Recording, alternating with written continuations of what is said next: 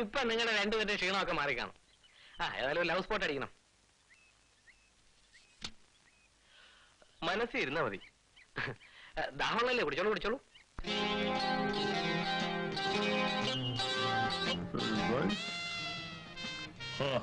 Hello, how are you? Fine. Buddy. Sota. Hello, stop. How beautiful. Action, sir.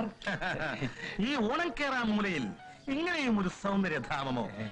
Madam, ഞാൻ മലയാള cinema സംവിധായകൻ ഞങ്ങൾ മറ്റേ ഞാൻ സംവിധാനിക്കാൻ പോകുന്നതേ ഉള്ളൂ. കഥാതിരക്കഥാ സംഭാഷണം, ഗാനങ്ങൾ, സംവിധാനം, ഇതുവരെ എല്ലാ ആൾക്കാരും എത്തിയിട്ടുള്ളൂ. ഞാൻ അതിനപ്പുറവും കടന്നിരിക്കുകയാണ്. ഛായാഗ്രഹണം, ചിത്രസംയോജനം, എഡിറ്റിംഗ്, വേഷാലങ്കാരം, വസ്ത്രാലങ്കാരം, സ്റ്റണ്ട്, സ്റ്റുണ്ട്, ഗുണ്ട്, പ്രൊഡക്ഷൻ മാനേജ്മെന്റ്, സംഗീതം, മ്യൂസിക്, ഡാൻസ്, എല്ലാം ഈ ഞാൻ തന്നെ. ഈ ചിത്രത്തിൽ പാടുന്നതും നായകനായിട്ട് അഭിനയിക്കുന്നതും ആരാണ് സഹോദരിക്ക് അറിയണ്ടേ? അതും ഈ ഞാൻ തന്നെ.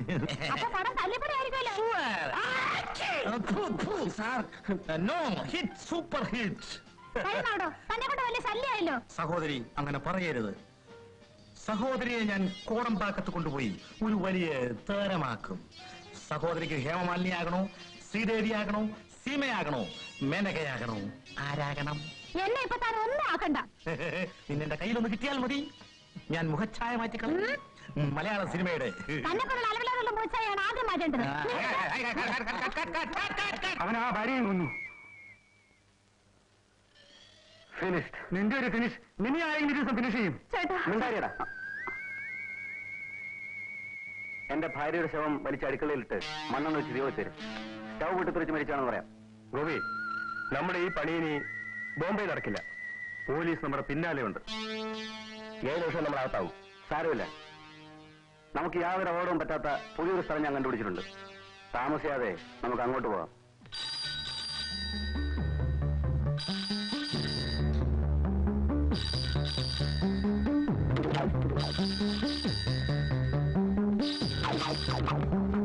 ഹലോ, ആരാ? ബോംബെന്നോ? അയ്യോ, ബോംബെന്ന് ഒരു കാൾ. ഹലോ, ഗോവിക്കുട്ടനോ? പിന്നെ എന്തൊക്കെ ഉണ്ടോ വിശേഷങ്ങള്? നീ കുറച്ചാളായാലും ഇങ്ങോട്ട് ഫോണിൽ വിളിച്ചിട്ട്. നിന്റെ ബിസിനസ്സിലൊക്കെ എങ്ങനെയുണ്ട്? അത് വേണം. കാശുണ്ടാക്കുന്ന സമയത്ത് കാശുണ്ടാക്കണം. ശാരദയുടെ ഭർത്താവ് ഗൾഫിൽ പോയിട്ട് ഒരാഴ്ചയോളമായി. സിന്ധുവിന് സുഖം തന്നെ. അവള് നന്നായിട്ട് പഠിക്കുന്നുണ്ട്. ക്ലാസ് വാങ്ങിച്ച് പാസ്സാവുന്നൊക്കെയാ പറയുന്നത്. നീ എന്നാ ഇങ്ങോട്ട് വരുന്നത്? 18-ാം തീയതിയോ? ശരി ശരി. മുതലാളിക്ക് ബോംബെയിൽ ആരാളുള്ളത്? എന്റെ സ്വന്തം ആന്ധ്രവും ഗോപി.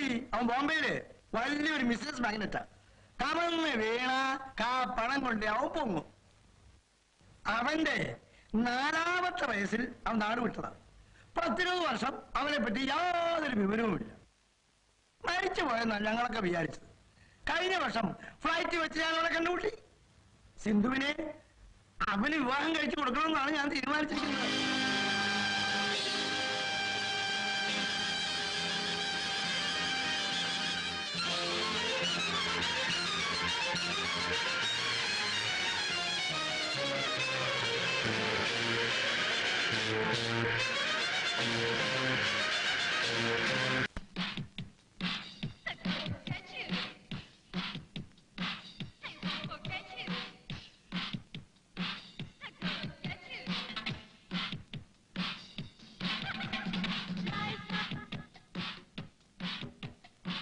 ഗോപി, ഗോപി,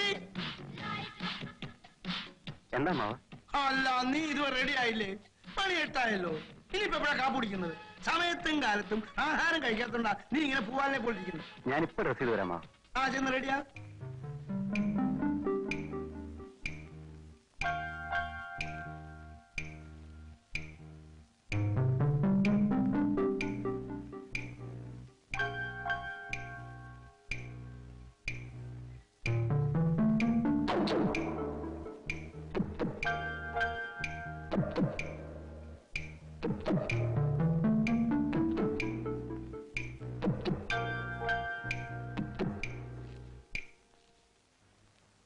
ബോംബെയിൽ നിന്ന് വന്നെന്ന് പറഞ്ഞ് ശങ്കുവേട്ടൻ എന്തിനാ വിഷമിക്കുന്നത്?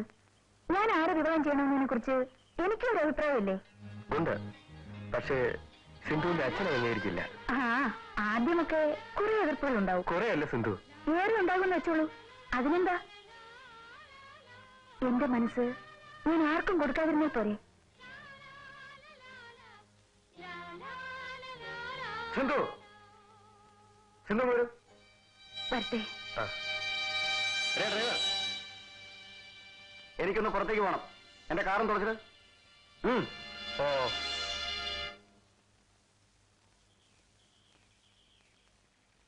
എന്താ സിന്ധു? സിന്ധുവിനോട് സംസാരിക്കാനും പറയാനും വേറെ ആളുകളില്ലേ? അവനോടത്തെ വേറൊരു വേലക്കാരനല്ലേ? After all driver. അവനുമായി സംസാരിക്കുന്നത് നമ്മുടെ സ്റ്റാറ്റസിന് പറ്റിയതാണോ? ആണ്. അല്ല, സിന്ധു തമാശ പറയാനല്ലേ? എനിക്ക് സിന്ധുവിന്റെ തമാശ വലിയ ഇഷ്ടമാണ്. ആ നോക്ക്, ഞാൻ എന്തൊക്കെയാ സിന്ധുവിന് വേണ്ടി കൊണ്ടുവന്നിരിക്കുന്നെന്ന്. ഇതൊക്കെ സാരികളാണ്. എനിക്ക് വേണ്ട. അതെന്താ? എനിക്ക് ആവശ്യത്തിൽ കൂടുതൽ സാരി ഇവിടെ ഉണ്ട്. എന്നാലും ഞാൻ വാങ്ങിത്തരുന്നതിന് ഒരു പ്രത്യേകത ഉണ്ടല്ലോ. ഇല്ല. പിന്നെ സിന്ധു തമാശ പറയുന്നു. തമാശയല്ല, എനിക്ക് നിങ്ങളുടെ ഒന്നും വേണ്ട. എന്താ ഗോപി? അല്ല മാവ, ഞാനിത് വിളിക്ക് വേണ്ടി കൊണ്ടുവന്നതാ. നിങ്ങൾ വാങ്ങുന്നില്ല, ചുമ്മാ തമാശ പറഞ്ഞു നിൽക്കുക. അവൾ എന്റെ മകളല്ലേ, അവൾക്ക് തമാശയെ വരൂ. തമാശ പറയാൻ അവളെ ആരെങ്കിലും പഠിപ്പിക്കണോ? നീ വാങ്ങിക്കും, അത് വാങ്ങിക്കാൻ.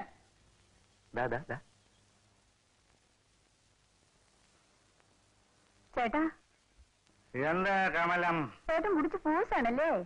എന്റെ പെങ്ങളെ, നിന്റെ ചേട്ടനെ അടിച്ച് പൂസാന്ന് ഇരിപ്പുവണ്ടല്ലോ അറിഞ്ഞോടെ. കുഞ്ചു, അല്ല രാവിലെ തന്നെ അങ്ങനെ നല്ല കണ്ടീഷനിലാണല്ലോ. ഞങ്ങളെ ബോംബെയിൽ നിന്ന് കൊണ്ടുവന്ന് ഈ ഹോട്ടലിൽ ഇട്ടിട്ട് നിങ്ങൾ പോയില്ലേ? ഞങ്ങൾക്ക് താമസിക്കാൻ വീട് നോക്കിയോ? അവിടെ ഇവൻ ആര് വീട് കൊടുക്കാൻ? കറക്ക് കമ്പനിയല്ലേ? ഞാൻ വരുന്ന വഴിക്ക് ഒരു വീട് നോക്കി, പക്ഷെ അത് നമുക്ക് പറ്റില്ല. വൈകുന്നതിനകം മറ്റൊരു വീട് ശരിപ്പെടുത്താൻ ഞാൻ ഒരാളെ ഏൽപ്പിച്ചിട്ടുണ്ട്. ഇവിടെ നമുക്ക് ഇന്ന് തന്നെ മാറണം, അല്ലെങ്കിൽ അപകടമാണ്. കൽക്കട്ടയിൽ നിന്ന് നിങ്ങളുടെ ഒരു അളിയനെ ഞാൻ ഈ ഹോട്ടലിൽ വെച്ച് കണ്ടു. കൽക്കട്ടയിലെ എന്റെ ഏതളിയൻ? നിനക്ക് ഒന്നും മനസ്സിലായില്ലടാ. കൽക്കട്ടയിൽ വെച്ചിട്ട് നീ 5-6 കല്യാണം കഴിച്ചില്ലേ? കുഞ്ചു, ചൗരെങ്കിലോ വലിയൊരു പണക്കാരനെ മോളെ കല്യാണം കഴിച്ചത് ഓർമ്മണ്ടോടാ?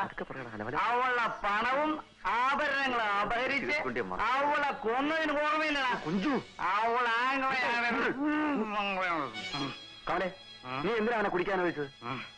ഇത്തി അകത്തിയെന്ന കാര്യങ്ങളെല്ലാം വിളിച്ചു വരെ പറഞ്ഞൂടെ? ഞാനിന്ന് അകത്താവുന്ന ഏർപ്പാടം കാണിക്കുന്ന പറഞ്ഞേക്കാം.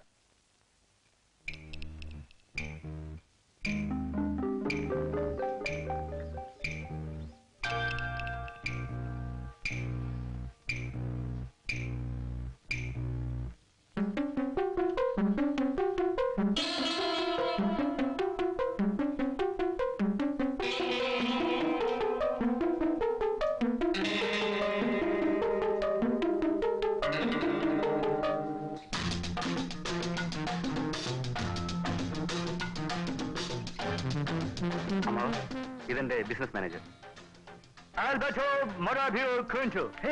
Thank you. അല്ലളിയ, ഈ കുറഞ്ഞ സാഹിബിന് ഏത് കാട്ടിൽ നിന്ന് പിടിച്ചോണ്ട് വന്നത്? നിന്റെ അമ്മയുടെ കാട്ടിൽ നിന്ന്. ഹൂ ഈസ് ദി തല്ലിപ്പൊളികൾ? അറിയോ? ഈ തല്ലിപ്പൊളികൾ എന്റെ ഭാര്യയുടെ ആംഗളമാരാണ്. കച്ചോളി തങ്കപ്പൻ, കുണ്ട്ര കുട്ടപ്പൻ. ഇവർ വലിയ നാടകക്കാരായിരുന്നു. ഇവരെ സ്റ്റേജിൽ കണ്ടാൽ നാട്ടുകാർ ചെരിപ്പൂരി എറിയും. ഏറുകൊണ്ട് ചായണ്ടാന്ന് കരുതി ഞാനിവിടെ പിടിച്ചു നിർത്തിയിരിക്കുകയാണ്. എനിക്ക് ഈ നാട്ടിലെ തല്ലിപ്പൊളികളെ ഒന്നും അറിഞ്ഞുകൂടാ.